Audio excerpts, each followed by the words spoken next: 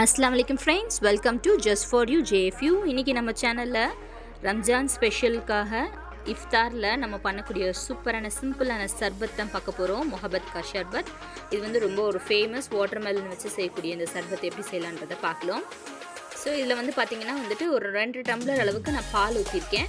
காய்ச்சின பால் தான் நான் எடுத்திருக்கேன். ஸோ வந்து 2 டம்ளர் காய்ச்சி ஆற வச்சு எடுத்துக்கோங்க. ஸோ இந்த பாலை ஊற்றிட்டு இப்போ இதில் வந்து முக்கியமாக நம்ம வந்துட்டு மிக்ஸ் பண்ணக்கூடியது வந்து இந்த ரூஆப்ஸா தான். ஸோ ரூஆப்ஸா போட்டால் தான் வந்துட்டு இதுக்கு வந்து இந்த ஃப்ளேவரை வந்து நல்லா என்ஹான்ஸ் பண்ணி கொடுக்கும். ஸோ வந்துட்டு இந்த பாலில் வந்துட்டு நம்ம ஒரிஜினல் ரூஆப்ஸா போட்டிங்கன்னா இன்னும் செம்ம டேஸ்ட்டாக இருக்கும். ஸோ வந்து ரூஆப்ஸா நம்ம ஆட் பண்ணிக்கலாம். இதில் வந்து ஒரு 3 மூடி அளவுக்கு நான் ஊற்றுறேன். 2லேருந்து 3 மூடி அளவுக்கு ஊற்றிக்கோங்க. 2 மூடி வந்து பார்த்திங்கன்னா உங்களுக்கு கொஞ்சம் அந்த பால் கலர் தெரியும், லைட் பிங்காக தான் இருக்கும்.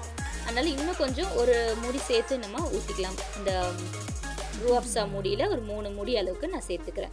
ஸோ சேர்த்துட்டு ஒரு வாட்டி நல்லா மிக்ஸ் பண்ணி விட்டுருங்க. உங்களுக்கு பார்த்திங்கன்னா வந்துட்டு மில்க் வந்து நல்லா கலர் சேஞ்ச் ஆகிட்டு வந்திருக்கும்.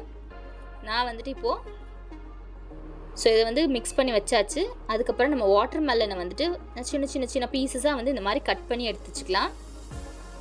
கட் பண்ணி எடுத்து வச்சுட்டு நமக்கு தேவையான அளவுக்கு இதில் ஆட் பண்ணிக்கலாம். இந்த பாலில் ஆட் பண்ணிவிட்டு நல்லா மிக்ஸ் பண்ணி கொடுங்க. இந்த மிக்ஸ் பண்ணோன்னே இந்த உங்களுக்கு இனிப்பே வந்து போதுமாக இருக்கும். தேவைப்பட்டுச்சுன்னா நீங்கள் சர்க்கரை ஆட் பண்ணிக்கலாம். இப்போது இதில் வந்துட்டு நான் சப்ஜா விதையை ஊற வச்சு நம்ம இதில் சேர்த்துருக்கோம்.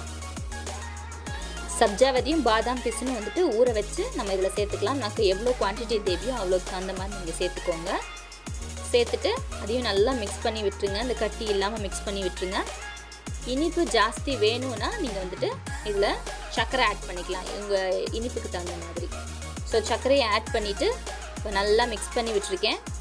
இதில் நான் வந்து ஒரு 10 ஸ்பூன் அளவுக்கு சர்க்கரை போட்டிருக்கேன். அதுக்கு மேலே போட்டிங்கன்னா ரொம்ப திகட்ட ஆரம்பிச்சிடும். ஸோ சூப்பரான முஹப்பத் கா ஷர்பத் வந்து ரெடி ஆயிடுச்சு. இது இஃப்தார் டைமில் நீங்கள் கொடுக்கறதுக்கு நல்லா சில்லுன்னு வச்சு கொடுங்க.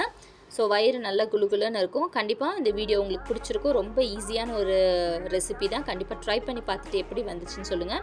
இந்த வீடியோ பிடிச்சிருந்தா லைக் பண்ணுங்கள், ஷேர் பண்ணுங்கள். மறக்காமல் நம்ம சேனலை சப்ஸ்கிரைப் பண்ணிவிடுங்க. கூடவே பக்கத்தில் இருக்க அந்த பெல் ஐக்கானை கிளிக் பண்ணிக்கோங்க. அப்போ தான் நம்ம போடுற வீடியோஸோட நோட்டிஃபிகேஷன் உங்களுக்கு உடனே வரும். தேங்க்யூ.